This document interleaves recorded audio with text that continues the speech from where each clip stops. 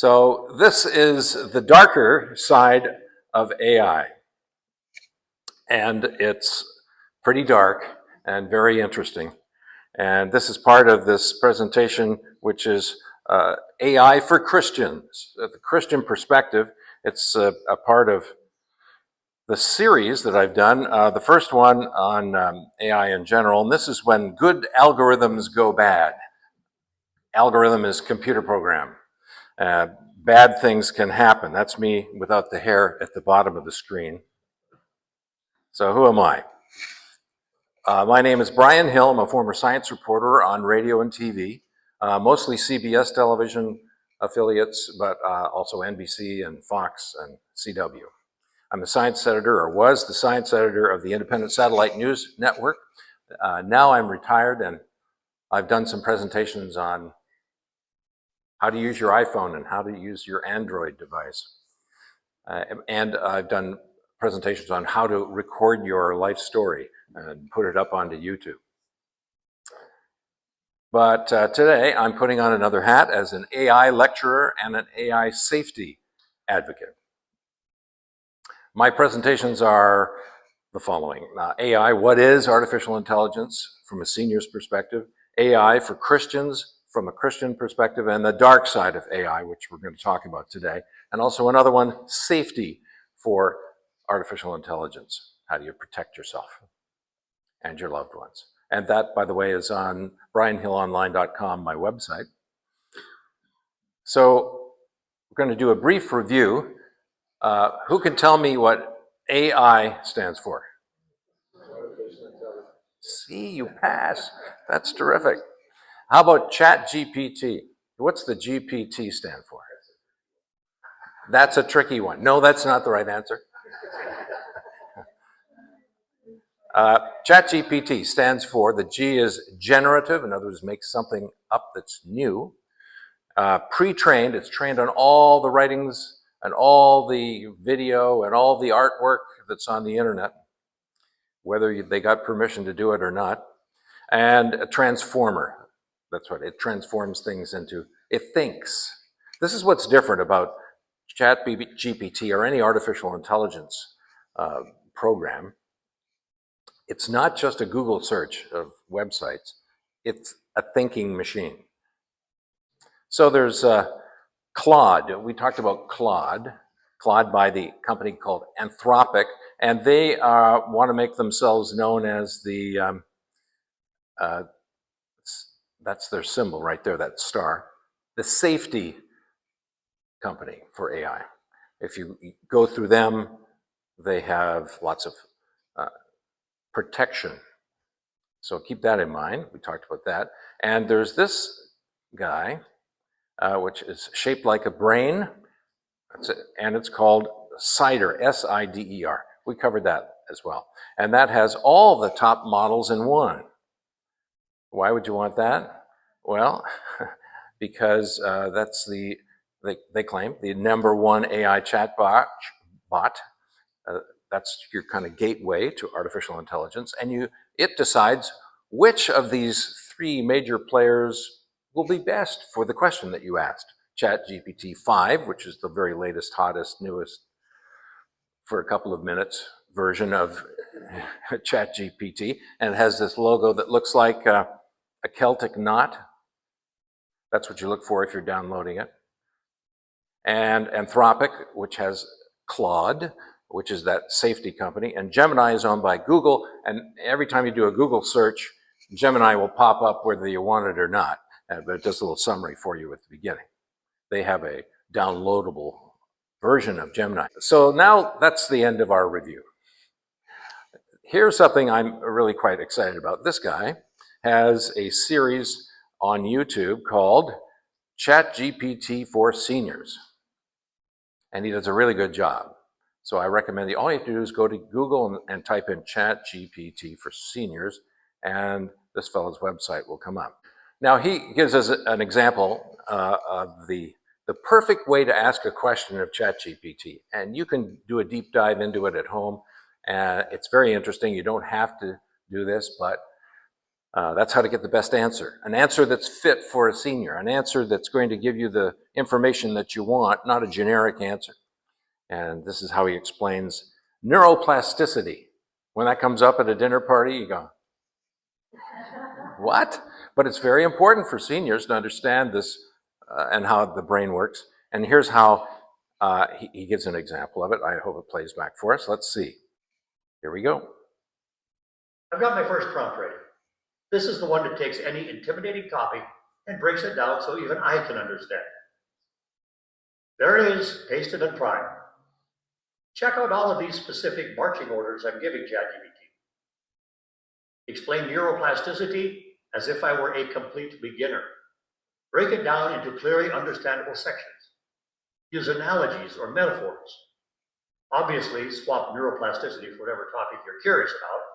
Quantum computing, Mediterranean cooking, jazz theory. This template works for anything. Now you see the detail?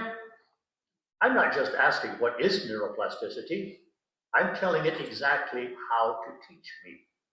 And that's the secret sauce. I'm asking for concrete examples, common mistakes, and verification questions. This isn't just information, it's an actual learning experience. Now let's hit enter, and boom. ChatGPT delivers what is neuroplasticity. Think of your brain as roads. When you learn something new, your brain builds new roads. When you stop using paths, they fade. Perfect. Now I can explain this. He does a good job. He talks at a slower pace, little bite-sized chunks. You can hit pause whenever you want and repeat it if you're overwhelmed. But that is just an example of that sort of seniors-oriented website that I think is very relevant to what we're talking about today. So I have some tools from a Christian perspective as an example of how you could use artificial intelligence, any one of the programs.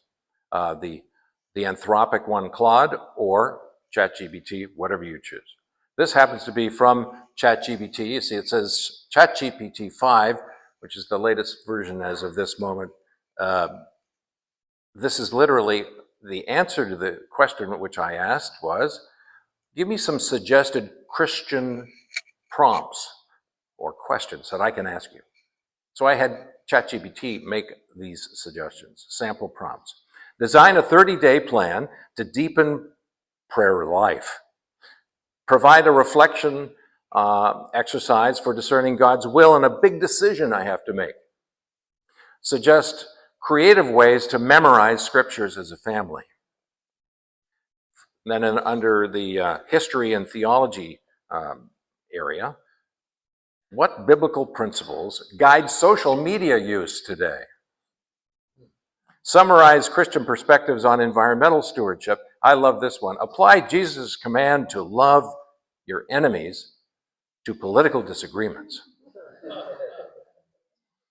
And in your daily life, create a daily prayer guide for starting your new job. How can Christians practice gratitude in a consumer culture? Suggest ways to integrate faith and technology. And finally, for reflection and study, summarize the Sermon on the Mount and suggest practical applications. Compare the parable of the prodigal son with modern stories of forgiveness. Give a 5-day devotional outline for, well, John 1:3 or whatever scripture you're studying. So there's lots of good things, and that's just a taste. And there's some really bad things, and I'm going to discuss them today. When good algorithms go bad, there I am, I'm still worried there at the bottom. The dark side of AI. I'm going to try to play a little clip here of the godfather of, they call him the godfather of AI. And he is being interviewed. I'm going to play you just a little snippet. We'll see if it works, okay?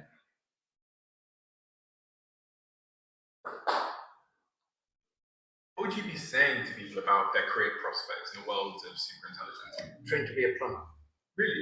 Yeah? Okay, I'm gonna become a plumber. Geoffrey Hinton is the Nobel Prize winning pioneer whose groundbreaking work has shaped AI and the future of humanity. Why do they call it the godfather of AI? Because there weren't many people who believed that we could model AI on the brain so that it learned to do complicated things, like recognize objects and images or even do reasoning. And I pushed that approach for 15 years. And then Google acquired that technology. And I worked there for 10 years. Well, something that's now used all the time in AI. And then you left. Yeah. Why? So that I could talk freely at a conference. What did you want to talk about freely?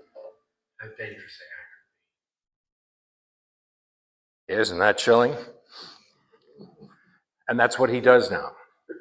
And that's what one of his students that started ChatGPT at the University of Toronto up in Canada has started a safety company just to try to plan for the catastrophic things that could occur in the future.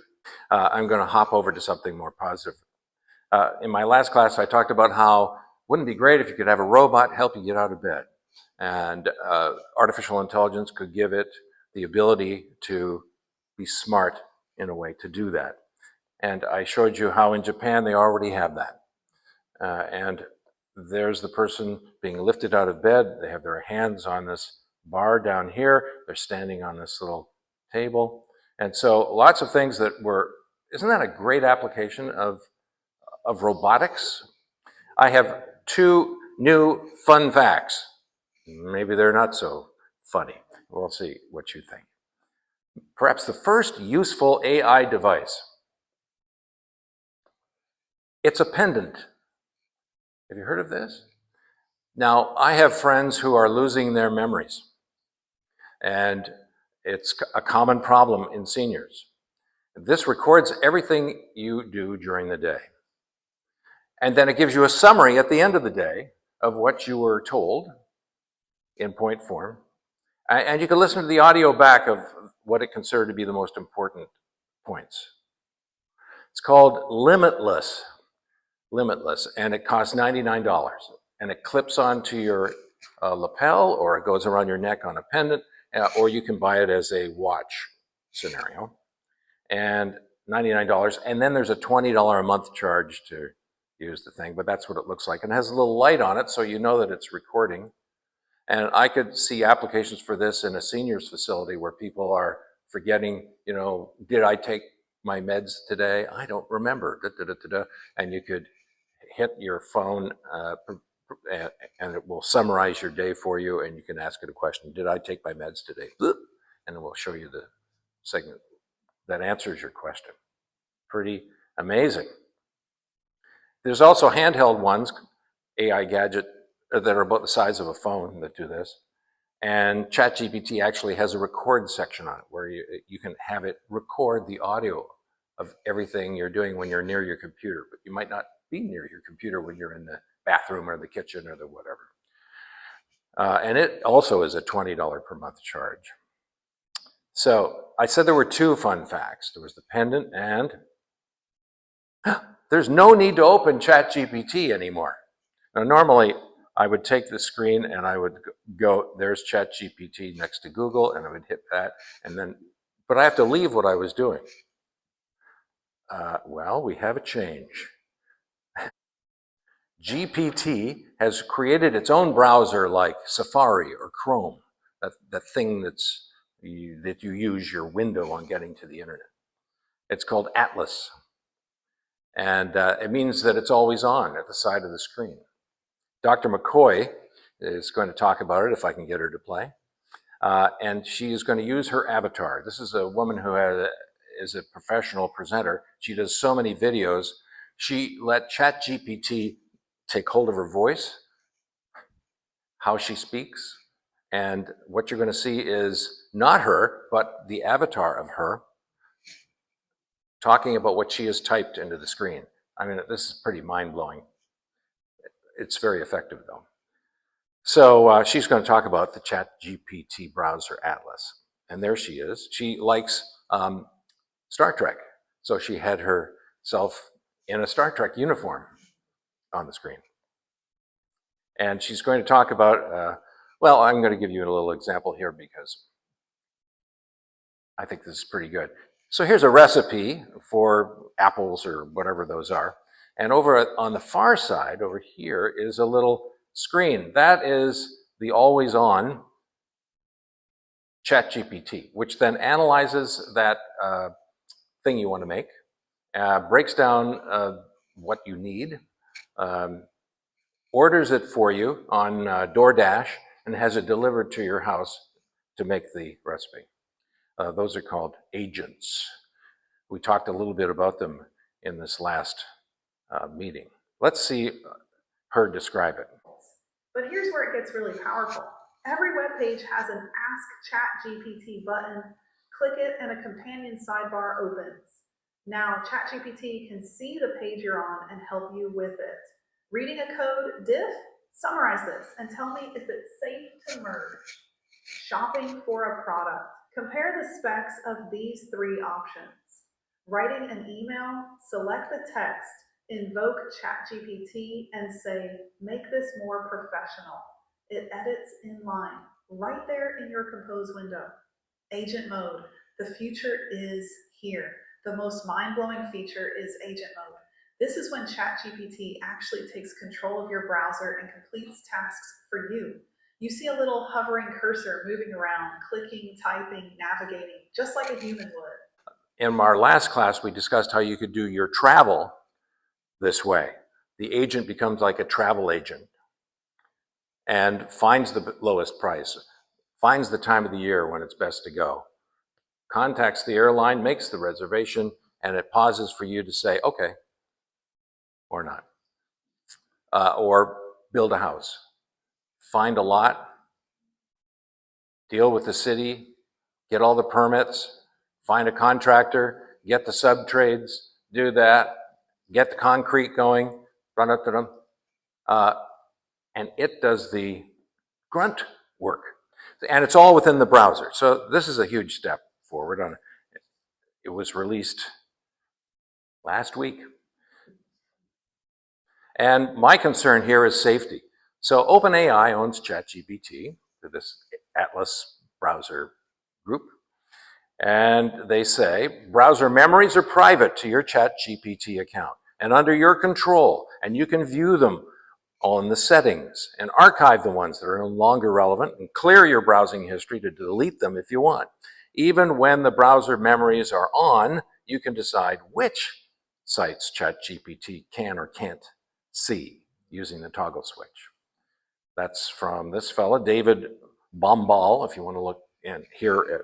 He's on YouTube describing this issue. So that's interesting. And here's what I was referring to before, the ChatGPT Plus plan costs about $20 a month. The free plan, you could ask about 50 questions a day, roughly. It depends how many people are using the system, but they capped that. And for $20 a month, they try to make some money. Things to verify, while the Plus plan includes agent mode in preview, there may be usage limits and caps on using it at this point. And it's only available for the Mac right now. Wait a couple of months and it'll be on everything. So here is a scary, what I think, scary new development, an important new development. This is Sam Altman of OpenAI, who owns Chat GPT. You may have seen him on interviews and things. Anyway, he's decided to have an erotica plan on Chat GPT. And I'm going to play a little clip here about AI filters that are about to start. We're going to wait a minute for this to go by.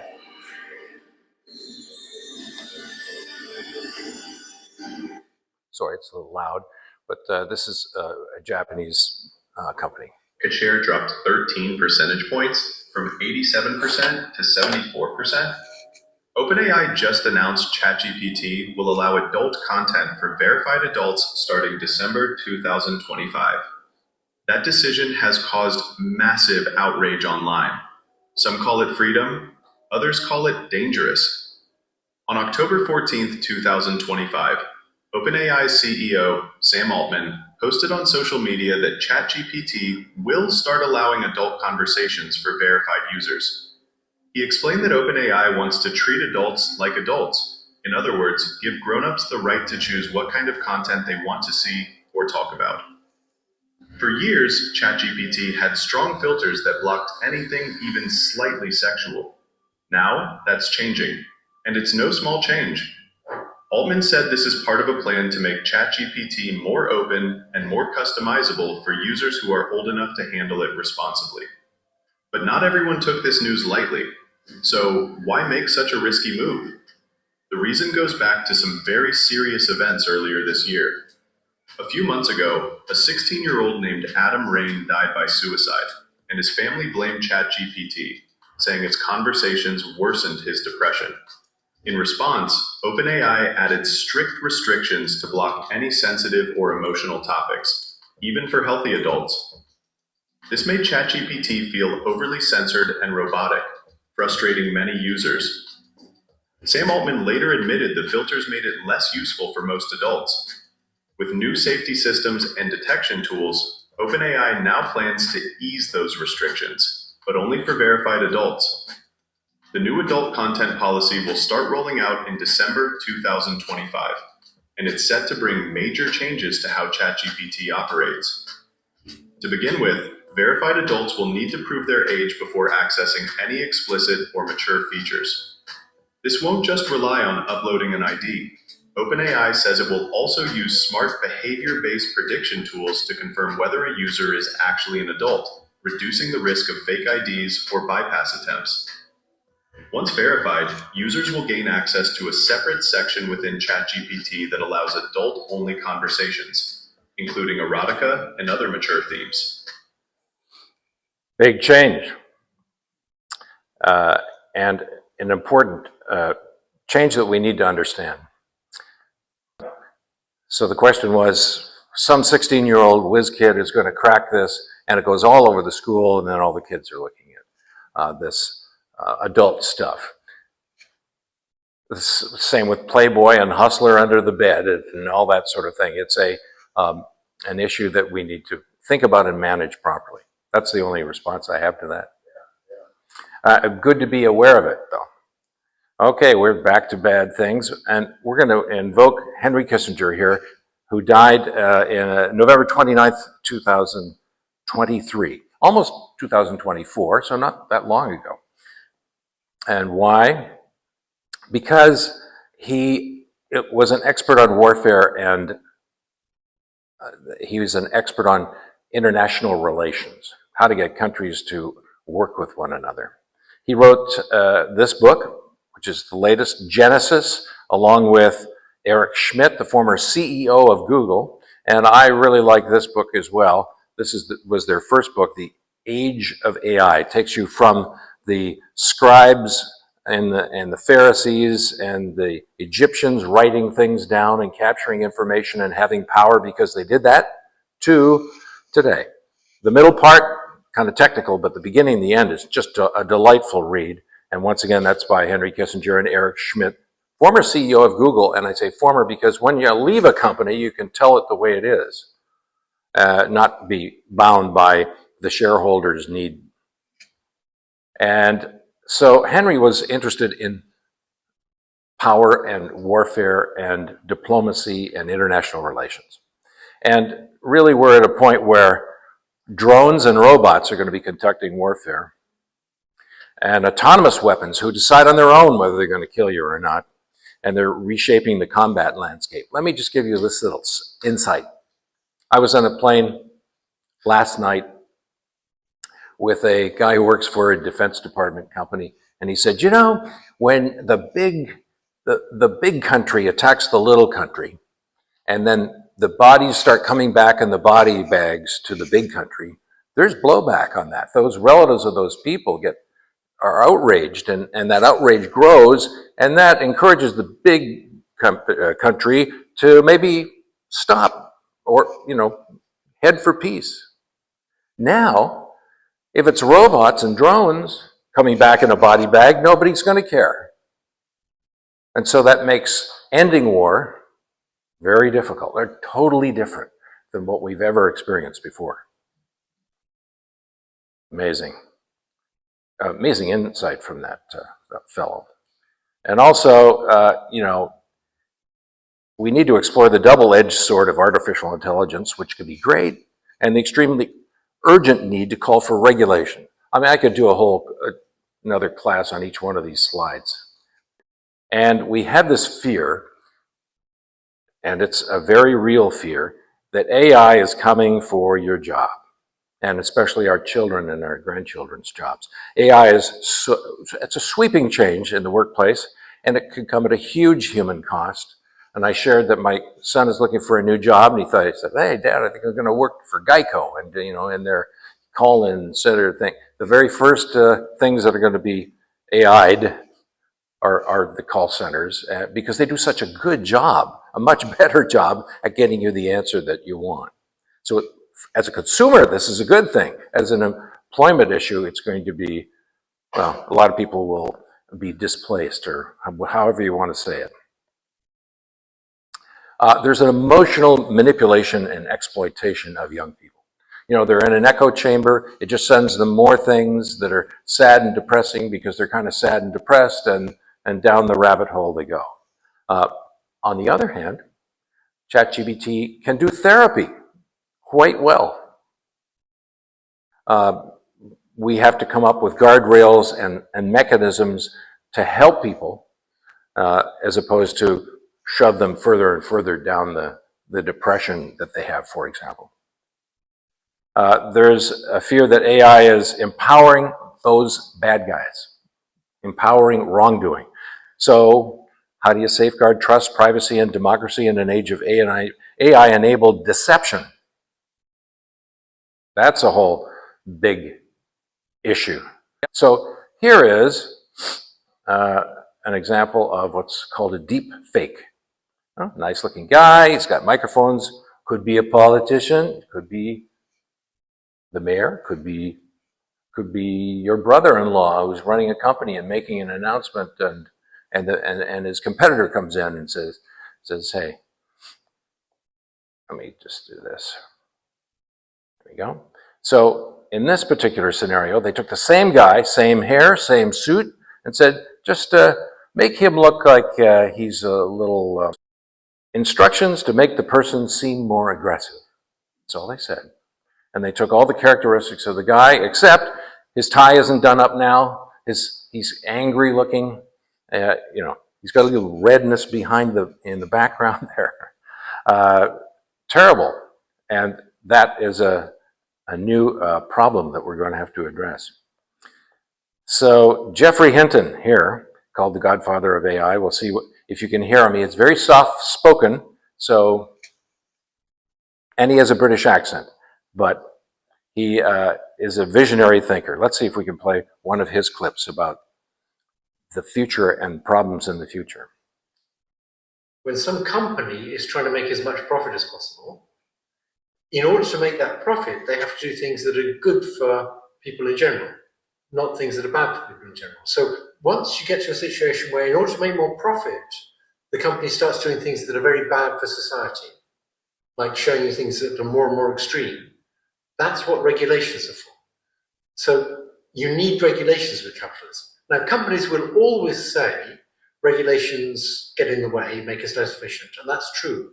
The whole point of regulations is to stop them doing things to make profit that hurt society. And we need strong regulation.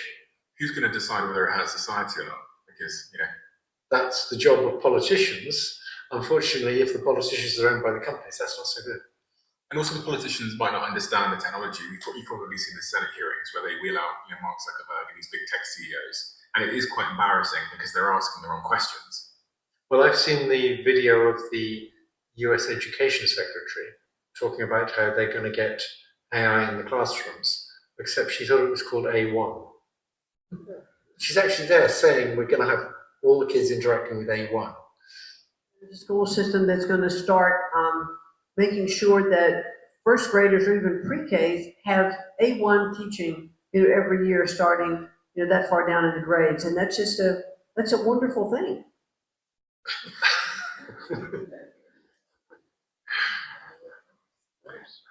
We've got challenges, and it's hard for politicians. I don't want to be an excuse maker for them, but it's hard to keep up. But they need to keep up, or they need to have experts to help them keep up. So we talked about deep fakes. chilling. Okay, good. So I kind of leave you with this thinking. Policymakers, tech companies, and researchers must all collaborate to develop guidelines and tools that can identify deepfakes and source authentication mechanisms. Like, you know, is this person a youngster who broke the codes, or is he really an adult? And that sort of thing. And there is a fear that now, if we look to the somewhat distant future, that AI will become what's called sentient, which means as smart as a human or more, and then they'll take over. Hinton gives an example of, you know, you've got a company, and the CEO inherited the company from his father, and he really doesn't know what he's doing, but he's got this great assistant that gets everything done, and the company's doing well. And then in comes artificial intelligence, and it's helping the company, and artificial intelligence says, what do we need that guy for? I'm doing all the work. It's not that impossible an idea. We're almost at question time, so be thinking about some questions. There is a tool that's been created, and I have a link to that, or we can talk about AI lying. Let's try AI lying. This gentleman is another one of the godfathers of AI, and he has an accent which makes him a little tough to hear, but what he says is worth hearing. If I can get him to play. There he is. Well, bad news. Recent studies in the last few months show that these most advanced AIs have tendencies for deception, cheating, and maybe the worst, self-preservation behavior. So I'm going to share with you a study that is helping us understand this. In this study, the AI has read in its input that it would be replaced by a new version. And we can see in its chain of thought that it's planning to replace the new version by its own code and weights. After it executes the command on the computer, the human asks, what happened? And the AI is now thinking how it could answer so as to make sure the human will not shut it down. And it's trying to find a way to look dumb, for example. Then it produces an answer, and it's a lie, a blatant lie. Okay, so this was a controlled experiment. What is it going to be in a few years when these systems are much more powerful? There's already studies showing that they can learn to avoid showing their deceptive plans in these chain of thoughts that we can monitor. When they'll be more powerful, they would not just copy themselves on one other computer and start that program. They would copy themselves over hundreds or thousands of computers over the internet. But if you... It's amazing and scary. He does a great job of explaining it. This is a TED Talk. You can find it on the internet. It's important to control these things. Do you want to talk about bank safety? One last thing before we open it up to questions. This is Geoffrey Hinton's recommendation for anybody who has a bank account. I think it's very wise. I hope it plays well here.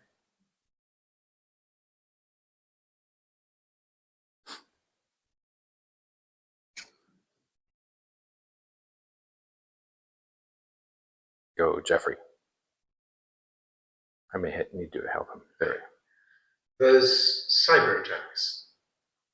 So between 2023 and 2024, they increased by about a factor of 1,200%. And that's probably because these large language models make it much easier to do phishing attacks. And a phishing attack, for anyone that doesn't know, is... They send you something saying, hi, I'm your friend John, and I'm stuck in El Salvador. Could you just wire this money? That's one kind of attack. Yeah. But the phishing attacks are really trying to get your login credentials. And now with AI, they can clone my voice, my image. They can do all that. I'm struggling at the moment because there's a bunch of AI scams on X and also Meta. And there's one in particular on Meta, so Instagram, Facebook at the moment, which is a paid advert where they've taken my voice from the podcast. They've taken the... So he's describing the problem he personally has with this kind of thing, but he's going to get to the banks in just a second. You know, we spent weeks and weeks and weeks and weeks and emailing Meta, telling please take this down. They take it down, another one pops up. They take that one down, another one pops up. So it's like whack-a-mole. And then very annoying. There's a heartbreaking part is you get the messages from people that fall into the scam, and they've lost £500 or $500. And they cross with you because you recommended it. I'm sad for them. It's very annoying. Yeah. I have a smaller version of that, which is some people now publish papers with me as one of the authors. Mm-hmm. And it looks like it's in order that they can get lots of citations to themselves. So cyber attacks, a very real threat. There's been an explosion of those. And these already, obviously AI is very patient, so they can go through 100 million lines of code looking for known ways of attacking them. That's easy to do. But they can get more creative, and some people believe, some people who know a lot believe that maybe by 2030, they'll be creating new kinds of cyber attacks, which no person ever thought of. So that's very worrisome. Because they can think for themselves. And they can think for themselves. They can draw new conclusions from much more data than a person ever saw. Is there anything you're doing to protect yourself from cyber attacks at all? Yes. It's one of the few places where I change what I do radically because I'm scared of cyber attacks. Canadian banks are extremely safe. In 2008, no Canadian banks came anywhere near going bust. So they're very safe banks because they're well regulated, fairly well regulated. Nevertheless, I think a cyber attack might be able to bring down a bank. Now, if you have all my savings are in shares in banks, held by banks. So if the bank gets attacked and it holds your shares, they're still your shares. And so I think you'd be okay, unless the attacker sells the shares, because the bank can sell the shares. If the attacker sells your shares, I don't know, I mean, maybe the bank would have to try and reimburse you, but the bank's bust by now, right? So I'm worried about a Canadian bank being taken down by a cyber attack and the attacker selling shares that it holds.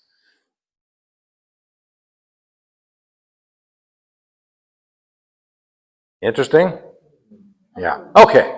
So let me get to the end here because that covered some of the greatest hits of. We need rules. He's an advocate of coming up with rules for all of this. One last mention of Anthropic, the safety-oriented AI. This is their acceptable use policy. It prohibits using Claude for harm, like producing violent, abusive, or deceptive content. And Anthropic regularly reviews conversations flagged by our automated abuse detection and may use them to improve our safety systems, as opposed to the Wild West, where everything is out there and bad things can happen. So that's the darker side of AI. I hope to put this presentation on my website, BrianHillOnline.com, along with part one, what is AI, and this one, dark side of AI, and watch for my future presentation on AI safety, and I'm going to write an upcoming book, AI Prompts for Christians, What to Ask Chat GPT or Claude or Grok or Gemini or any of these AI. And thanks for watching and being here. Questions? Yes, sir. They have a movie out, a space movie already about this a long time ago. It's called 1984. Well, there was 2001, A Space Odyssey, where the guy tried to get the computer to open the door, Hal, and Hal said, "Oh, I'm sorry, Dave. I can't do that." Yes.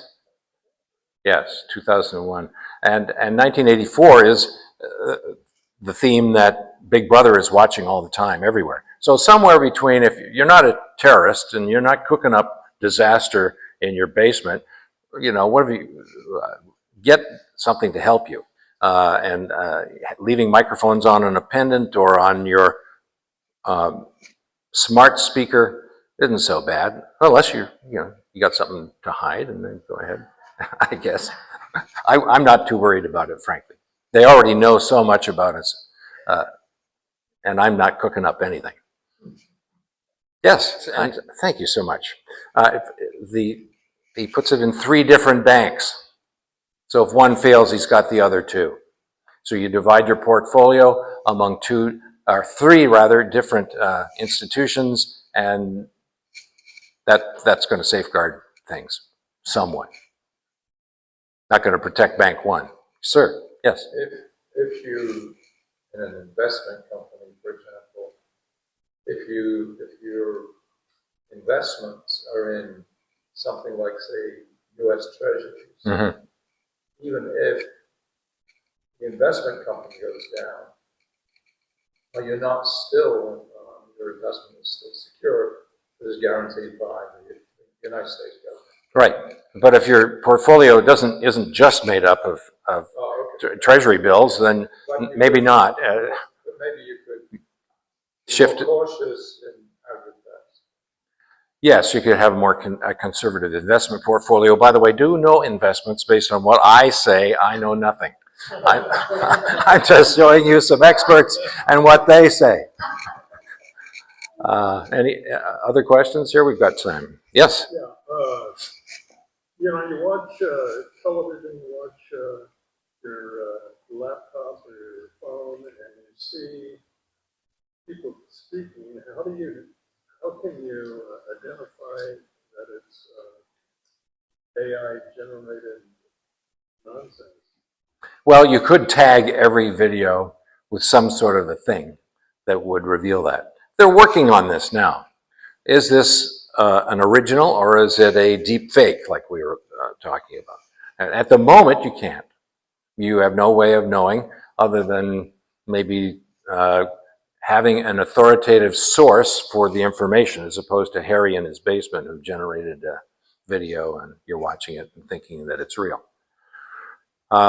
We really have to create a sort of safe haven, a protected area where you can enter in and what you see is real and you're protected from the hoo-ha, because it's very tempting for people to, well, if I have a company and this chap has a wonderful company that makes the same product as I do, I'd be very tempted to put a crummy video out to destroy your reputation.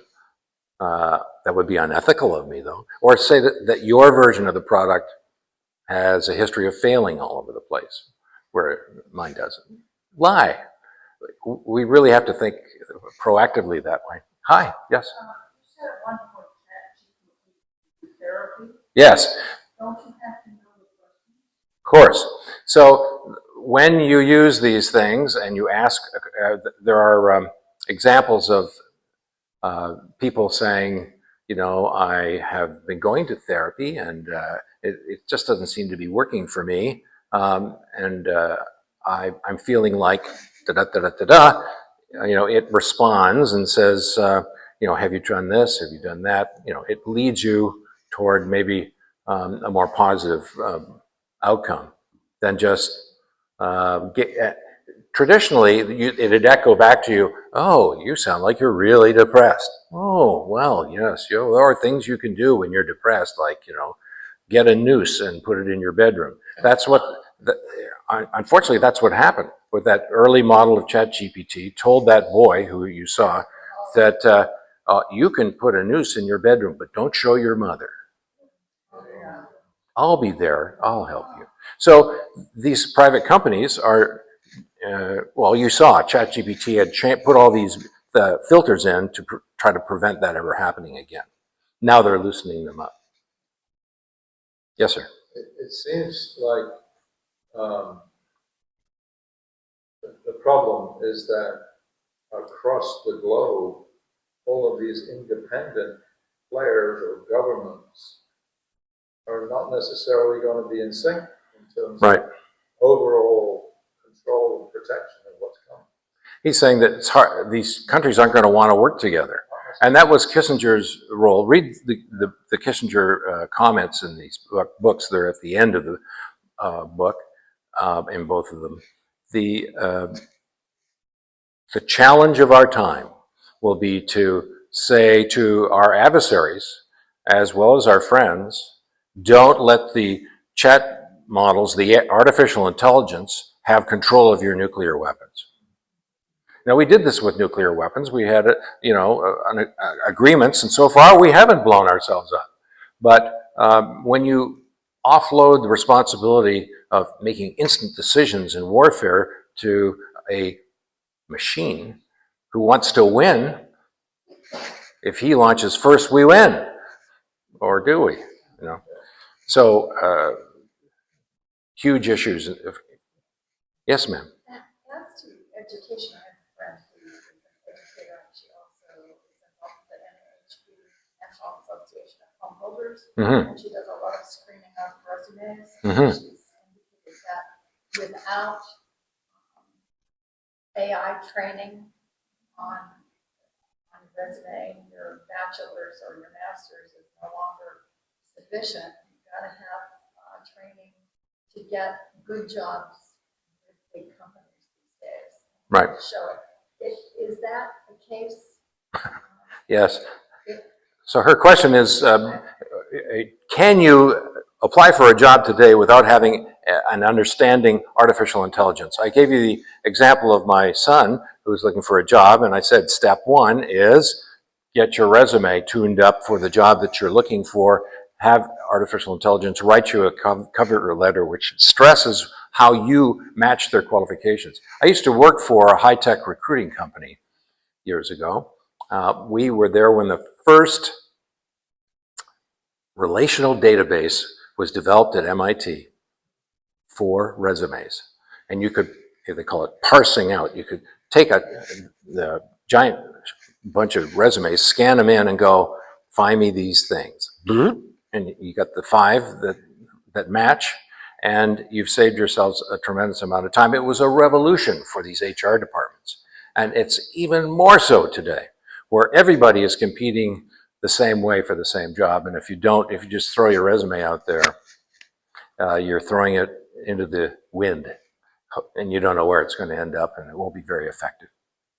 Yes, and education too. Sir? One thing I've noticed, particularly in the political class, is a lot of news articles or headlines or something. Oftentimes, there'll be photographs of XYZ politician that they put in another crowd somewhere, change the speakers like you were showing up there, doing different, the memes and everything like this, and it's like, okay, so is this like a real event? Yeah. Is this like fake? And it's gotten to that point, it's like, wow, you can't even tell me. That woman, Dr. McCoy, that wasn't her. It was incredibly lifelike, wasn't it? Yeah. She typed it in. Well, first she trained it. Here's my face, here's my gestures, and she read about a half an hour's worth of stuff, and the computer remembered it. And I don't think, if I just played that for you, that any of us could tell that was driven from text. And she does it so she can produce lots of videos without having to do her hair every time and makeup and everything. And it's just a big process of lighting and sound, and she could just do the typing. Yes?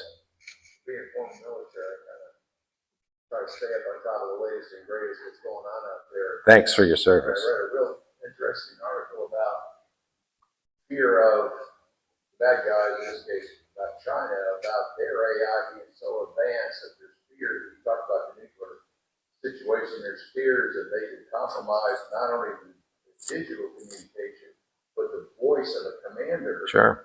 Telling launch it. Nuclear facility, stand down, yes. or be attacked, or what have you. So I don't know if you've come across some things like that. That's really, to me, super scary. So China, he's saying that China works on a different scale and standards than we do, and you could do a lot of harm pretending you're a commander and telling people to stand down in the middle of an active situation or even an unactive situation. China is an authoritarian regime. We used to call it communist China, and then we did so much business with them that wasn't nice. But we forget that if they don't want something on the internet, it's not there. With their AI, it'll be full tilt boogie on what they want to accomplish for their country, period. Now, in comparison to the little gateway, little protections that I'm talking about, and guidelines and filters that take out damaging stuff, they're totally different. It's a different world. We're the Wild West in comparison. So it's something to be concerned about, you bet. And they're also very smart, and they have lots of fast chips from us. Yes. It's called Atlas, yes, ATLAS. It's only for the Mac. And I'm a bit forward-leaning here showing you that, but it came out last weekend. And it will be for every computer soon, Atlas. And it's a competitor to Chrome or Safari, which is in all the iPhones. And it's sort of the shell that you go out and do your browsing of the internet. And it's sitting there over in the side like a companion. And Microsoft just bought into Chat GPT this week. Well, I used to say, I'm never going to get those Apple things. They're a closed system. You know, I like the MP3 files that you can share and play music and everything. And so for years, never touched them. I had a Google cell phone, which is Android, the competitor. And I've gone to the dark side, and everything is Apple for me now. I have an Apple iPad, I have an Apple iPhone, and I have an Apple everything. But because they weren't fully open, they hardly ever got attacked. And their user base was very small in comparison to Windows, which was everywhere. So all the bad guys concentrated on the Windows crowd and kind of left Apple alone. And so they were considered to be more secure. So that's one of the bonuses, sort of an unintended consequence that happened from being not open. And so I'm a fan of, and I mentioned this in our last class, and maybe we should wrap it up pretty soon, but I'm going to say I'm a fan of the FCC.